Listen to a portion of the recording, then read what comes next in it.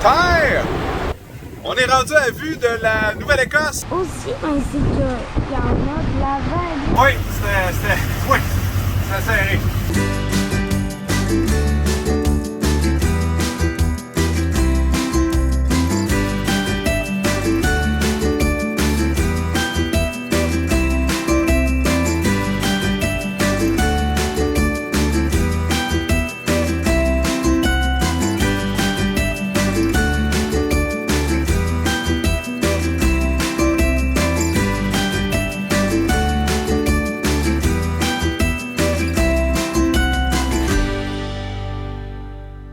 Ça y est, on est parti des îles de la Madeleine ce matin à 6 h du matin en direction du Cap-Breton.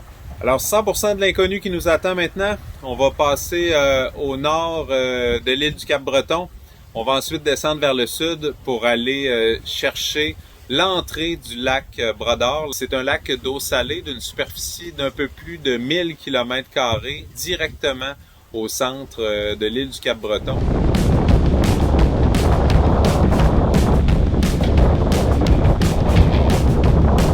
Le vent s'est enfin levé, ça va commencer un peu mollo.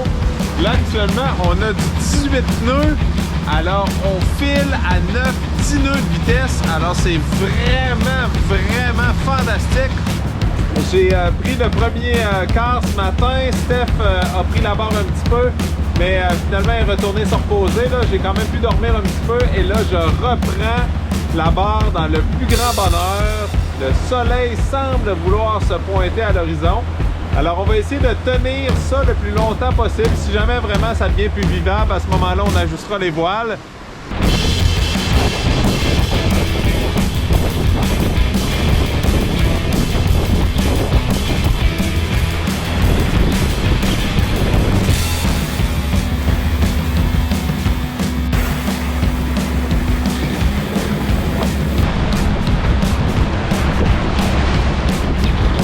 Arriver à Nouvelle-Écosse dans vraiment genre pas longtemps. Et si on garde cette vitesse-là, on va arriver dans pas longtemps.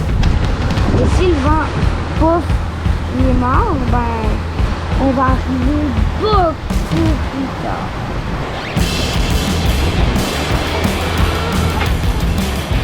Aussi, c'est qu'il y en a de la vague.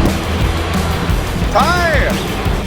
On est rendu à vue de la Nouvelle-Écosse, du Cap-Breton. Alors déjà, ça s'est vraiment bien passé jusqu'à maintenant. Là, on fait du 9-10 nœuds depuis probablement un petit 2 heures. Là, on a réussi à faire la traversée en un temps record. Honnêtement, là, je me serais jamais imaginé ça. Et là, on est à vue. Je suis à vue. Je dis je parce que tout le reste du monde est à moitié mort. Mais je suis à vue pour la première fois d'une nouvelle terre. Alors, je n'ai jamais mis les pieds en Nouvelle-Écosse. Ça va être la première fois.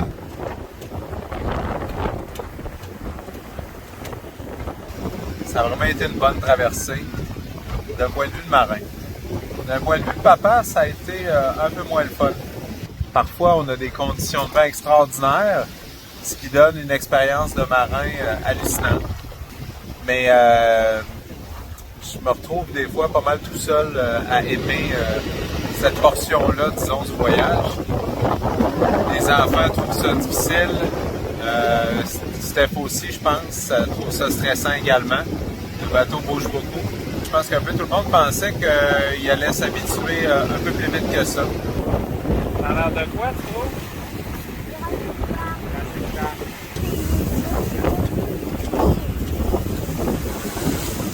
Ça, c'est ma grosse face de fille qui a mal au cœur, mais qui a passé au travers. Une fois le cap passé, on s'est mis à avoir des comportements de vent particulièrement bizarres. C'est souvent ça, avec les caps, il y a des vallées, tout ça. Alors, il y a du vent qui descend là-dedans et il y a des rafales vraiment importantes. On avait 8, 9, 10 nœuds de vent et soudainement, ça montait à 30, 32. Étant donné que la navigation a été peut-être un peu plus difficile pour les autres sur le bateau, je me suis dit que ça serait plus sage de ranger les voiles et simplement faire le reste au moteur.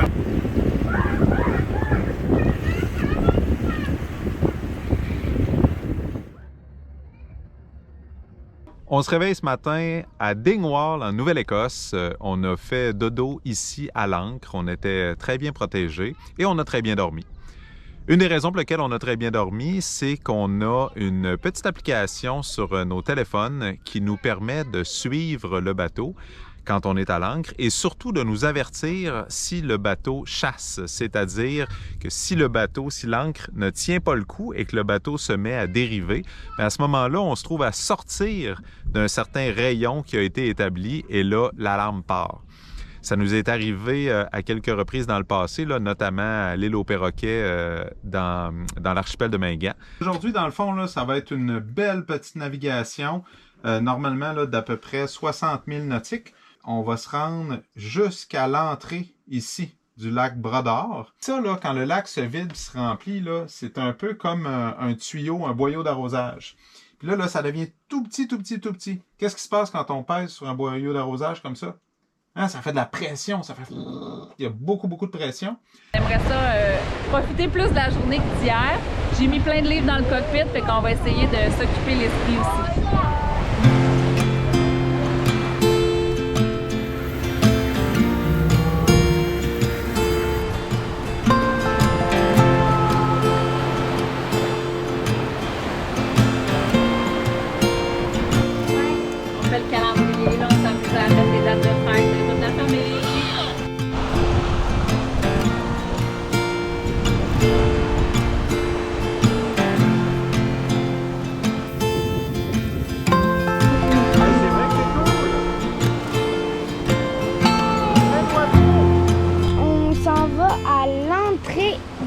Du lac Bras-d'Or. Probablement à peu près 2 heures plus tôt que prévu. Ça a été une navigation qui a été beaucoup, beaucoup plus rapide que ce qu'on pensait. Alors, le plan de match, c'est de passer l'entrée, l'espèce de goulot au moteur, un peu comme si on passait en dessous du pont de Québec.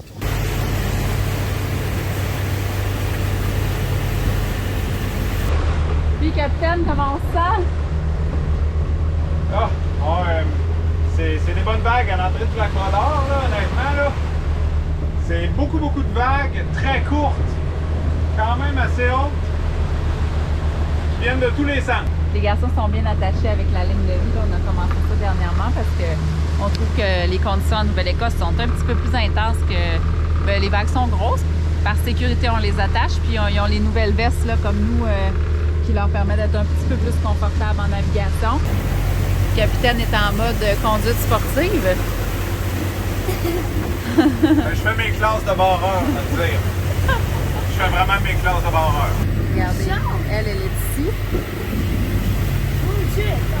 L'autre est juste à côté ici. Là. On a vraiment pas beaucoup d'espace entre les deux bouées.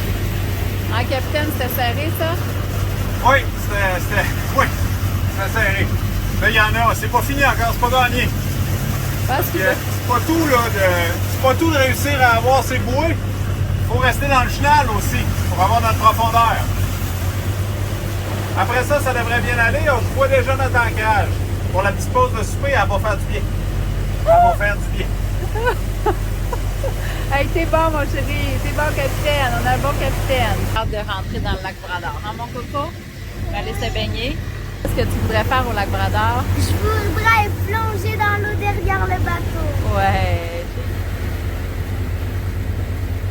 Comment ça, capitaine? Fatigué? Je vais mériter ma bière.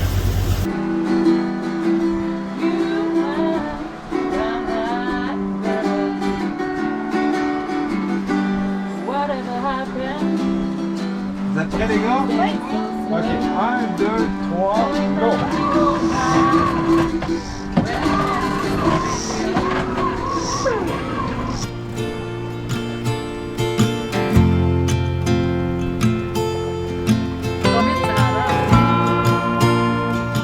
Non, le pont.